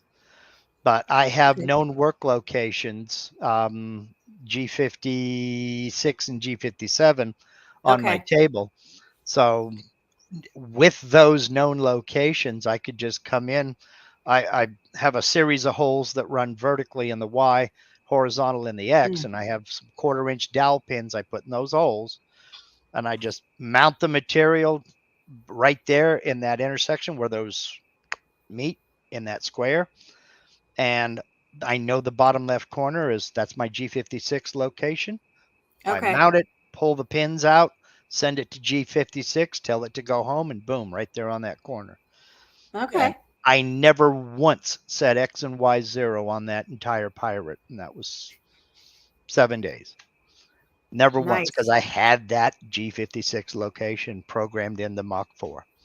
Yeah, you're good to go. That's pretty awesome. I love it. Well, like in any true CNC fashion, I like to find the most difficult thing and do that. I did that for 8 years before I got the Avid and start setting up work locations. I really honestly thought, well, that's just overcomplicating things. You don't need to do that. No, you don't need to do that. But makes your life easier, though. Be prepared to be resetting your XY 0 every time you move a piece of material, and cross your fingers you get it right. I don't have to worry about that. Yeah, this was not a project because it was so precise. I was not willing to risk that. But I guess I don't know. So here's the thing. Okay, so Gary, to your point and to your question, when you're doing epoxy, I will give you this fair warning. Get yourself some syringes and make sure that your epoxy working time has at least, like 30 to 60 minute working time or more. That's or more when you're working with, if you're newer and this is a newer epoxy project for you. But get some syringes off Amazon, something of that nature. So explain what working time means so people understand that. Yeah, so your working time in different types of epoxy. So you have like your art resins that are like a quick set. If you're doing jewelry, something like that, you need to set up relatively quickly. A lot of people use that like when they're doing like a river table and you need to place the wood down into the mold and you want it to stick relatively quickly so it doesn't float, and then you don't have to use clamps and stuff like that. You can use an art resin. It has a very short working time, maybe 5 to 15 minutes, somewhere in there, as far as like mixing it up, getting it poured, and getting it set. When you use more of a tabletop epoxy, you have a working time usually anywhere between 30, 60, 75 minutes, varying. I've seen some as long as 90, but that's kind of a rarity. I know mine like to set up, it usually sets up between 30 and 60 minutes. So if I want to do any type of like swirls or anything, you got to wait for that peanut butter consistency. And that's usually right about 50 minutes. Sorry, that was my bad. No, you're fine. And then your deep pour epoxy, that's going to be usually 24 or 48 hours worth of epoxy. I mean, you can pour that stuff in a bucket, mix it, walk away, come back a day later, and it's still, the viscosity is still the same. Yeah. So. Yeah, generally speaking, about roughly an hour of working time I prefer. But do yourself a favor and invest in a digital level, because you want that piece as level as you can get it. And I mean, by God, level. before you Yes. pour that first drop of epoxy, because if it can find a way to overflow into something it shouldn't overflow into, It or will. overflow off of the piece and onto your rug, it will. Okay, so Gary, I don't know if I've done several Tree of Life projects. And if you are using a round, and if you have bought it like what I just showed, surface it, for the love of God, surface it, Yes. please. Surface it. And then when you're leveling, also use, I got this from one of my ladies in my Women Who CNC Facebook group. I was doing a live and I was pouring my Tree of Life, and they were watching me, like, with the struggle is real, trying to get everything perfectly level if your board is not just right on the money. She suggested playing cards. Yes. I also use shims.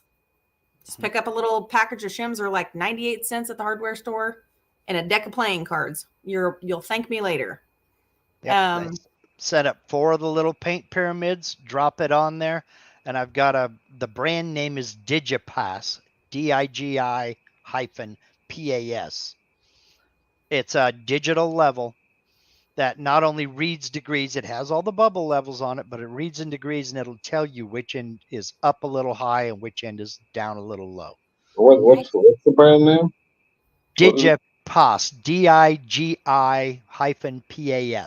And I got it on Amazon. It was like $20. It's probably a little bit more expensive now. I've had it for a few years.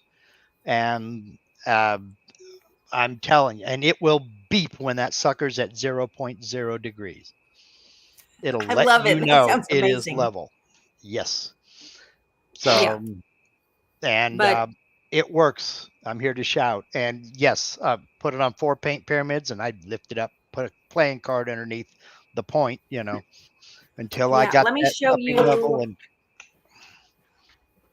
And because I'm here to tell you, if it can find it, it's a liquid. It's going to follow the path of least resistance. And if you think you've got it nice and level, but if there's a way for it to overflow into something else, it will.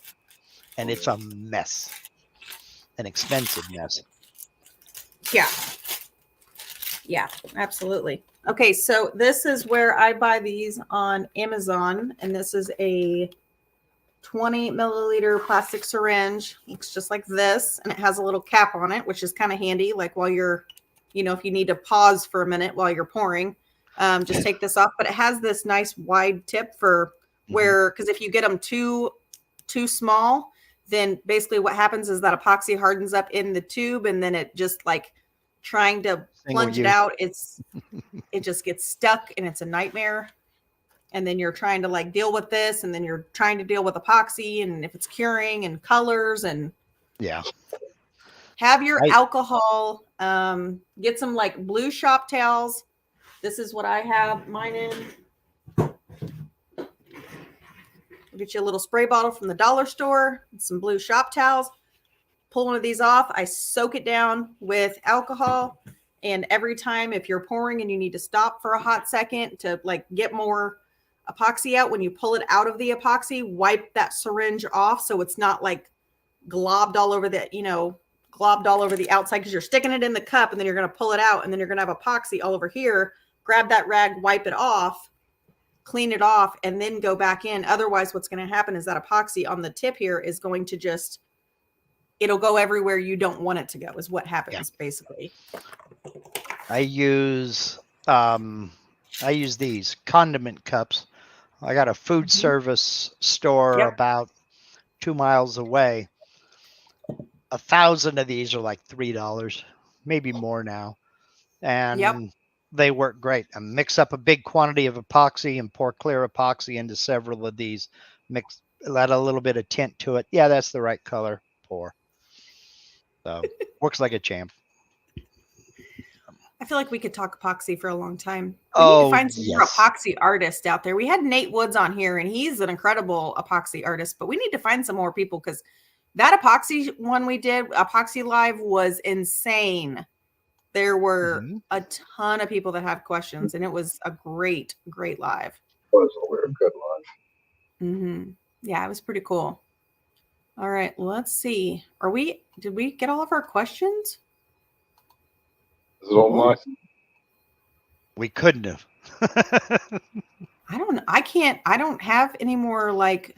As for the cutoff time, yes, we Oh. did get all of them. I mean, 9 Oh, we o'clock did. came and went Really? pretty fast. So What? Oh, what is this? Kate versus Mark epoxy live challenge. Who put that on there? that's me. Oh, To be Yeah, that ain't determined on the happening. date. That ain't happening. I am so behind in projects. I don't know if I'm behind for this year or ahead for next year. It's that bad. Okay, I I found feel it. you that. It is the Digipos DWL 200. And I ordered it on Alright. Amazon, and now I'm seeing here, oh, they're up to $60. Okay. I'm assuming you're already looking for it, aren't you? Yeah, it was, well, that's the one I ordered in 2022. It was about $20, but they're up to $60 now. So, Whoa. yeah, sorry. Oh There, no. oh, Hey, I mean, there. I just put okay. in the chat. That's the model. All right. So Very cool. they are on Amazon. But the thing is, you wouldn't think something like that would excite me, but it's just a little torpedo level. But brother, it works. Yeah. Yeah. I got a couple little Milwaukee levels, and they're pretty handy to have. Yep. So, oh well. Let's see. Oh my gosh, I can't believe it. What are we doing? We are almost at the top of our second hour. We have about 4 minutes before our 2-hour mark. We are done with questions. We have yacked and yacked. Can I tag something else on? Add something else on here at the end? There was a question earlier about how to support Garrett, give Garrett credit through Amazon. Are you an Amazon affiliate, Garrett? I'm an Amazon affiliate, and yeah. Then to make sure Garrett gets credit when you are buying something through Amazon, go to one of the videos. I know you put affiliate links in the description of your videos, right? Yeah. Go to one of Garrett's videos, one of these live streams or one of his regular edited videos, and click on one of those Amazon links. Yeah. What happens when you do that is you'll get sent over to Amazon.com to that item that you clicked on. Mm-hmm. It then puts a little cookie on your computer. Anything you buy off of Amazon in the next 24 hours, Garrett gets a small commission. That's how it works. So if you go there looking at a router bit or a set of brushes for your Makita router or whatever, and then you decide, wait a minute, I need to get that game system, and I need to get that piano, and I need everything you buy. Yeah. That's how you do it. You click through one of his links. Yeah, thanks for reminding me about that. I've totally forgotten all about that. Oh yeah. And people buy some weird things after clicking through your links. The weirdest thing I've ever, and go through your report and look, you'll laugh. The weirdest thing anybody has ever bought after clicking one of my Amazon links was a 10-pack of cow kneecaps. They're dog treats. They're dog treats. Interesting. Cow. I had no idea. Cow kneecaps. As a matter of fact, I was just showing that to Julian a couple of days ago. That we can see that data, and I said, let's start inventorying that because people keep buying it. All right, so let's find out where that's coming from. We'll just inventory it ourselves. Yeah, put a link on. Well, actually, no. I mean, we'll inventory it in the IDC store. We'll find the supplier. There you go. Yeah, because people are buying a ton of the same thing every month. So, okay. I see Dan here says that sounds like a privacy issue. No, it's not a privacy issue. The only thing we see in the report is what was sold. We don't know who. We don't know how many. We don't know if they ordered 5 things. We don't. All we see is this was ordered. We don't know in what combination or anything else. We just know that it was ordered. That's Yeah, cool. basically Amazon is sending credit, and they're telling what they got credit for, what we got credit for. But yeah, can't see any personal stuff. No, nothing at all. That's Or good it to could know. also be considered suggestive selling for you guys. You go through that report, see what people are buying, and you get Mhm. ideas to buy it. Yeah. Because like Yeah. if I have a wrench listed and all of a sudden I see the one that I have listed I've sold 2, but there are 3 comparable to it that I've sold 20, maybe I need to go look at that one that sold 20. And what's going on Yeah. there? Why do people prefer that one over the one that I have, you know? And Listed. I'll be honest, the main reason I do that, the main reason I signed up for that is because people want to know what you use, exactly what you're using. You Mhm. know, what glue did you use? What paint did you use? What Yep. tape measure do you own? So, okay, this is the one, and that's it. So, and it works, Yep. you know, Yep. and I don't have to Yep. keep answering the question, the same question. Yeah. Is Liver still back there? No, she had to leave a little early. She had a date with a Wow. sandwich. Or the packs of M&Ms that went missing. Who knows? You know, it would be a good troll to do for April Fool's Day. Send Skittles or Reese's Pieces instead. Oh, Just on April 1st. Skittles are like eating candy on steroids. Skittles are, the girl, I don't like them. They're too sweet. There's a Yeah. question Have here. you ever had the air dried Skittles? Now, those are good What? because kids with braces can't have, sticky things because it'll pull the brackets off. And coming from a mom who has 2 kids in braces, we've ordered a lot of candy from TikTok shop and it's air dried. Everything's it's the new Oh, wow. rave thing. Never heard of it. So, but you got to be careful where you buy it from. I'm just saying, because there's like a bunch of TikTokers out there that are throwing a bag of Skittles in the dryer and like I don't letting even it. have TikTok. And I'm just like, Ew. I think we're gonna need to check and make sure that like they are following some food guidelines here. Well, it's air That's- dried. Hey, there's Sounds like April Fool stuff. yeah, there's one question here I can answer real quick that somebody put on, and then we're gonna have to knock off because we're past 2 hours now. Okay. Yeah, so Kate, read that. I can read it on the side, but here it's. Yeah, it says for Garrett running G sender, when I hit return to 0, X and Y return to 0. Okay, but the Z raises, but the setting is off. If I were to run again, am I missing something? Okay, so just doing that G sender. That's probably a setting in the firmware. I probably pulled that up too prematurely because I had to think about that, and I am tired. Yeah, I can tell. Traveling does take it out of you. Yeah, that's a setting in the firmware. Probably it's just a number that needs to be adjusted in the firmware. Okay. So let's see. I saw a couple of things for anybody who's working with HDPE and Sean. I'm going to pull his comment out real quick.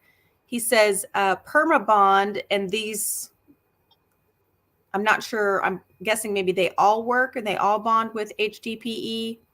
But he put that out there for me. And there was someone else that was saying, Kate or Ronnie, he was saying, Kate, that won't work. Maybe I think he was referring to what I was reading. So, Ronnie, if you're still hanging with us, shoot me an email if you have, or Sean, you can send me an email. My email's in the description below about what will work, because I definitely don't want to put that stuff on the back of acrylic if you have experience working with it and it not sticking. That would be great. So, by the way, I only see 2 likes on this video. 2. Y'all, 2 people. 1, 2. Well, there the was like more. button. Side, I'm seeing 67. There was you more are? than that when I jumped in. Yeah. Hold Okay. on, let me refresh here. What's going Because on? I know I guys? was number 3. Oh, Hold on a sec. Those I'm are, starting to see. I think those are Facebook likes that we're looking at. Oh, okay. Yeah. Okay. 83 likes on the IDC live stream video Cool. Okay. from my visual standpoint here.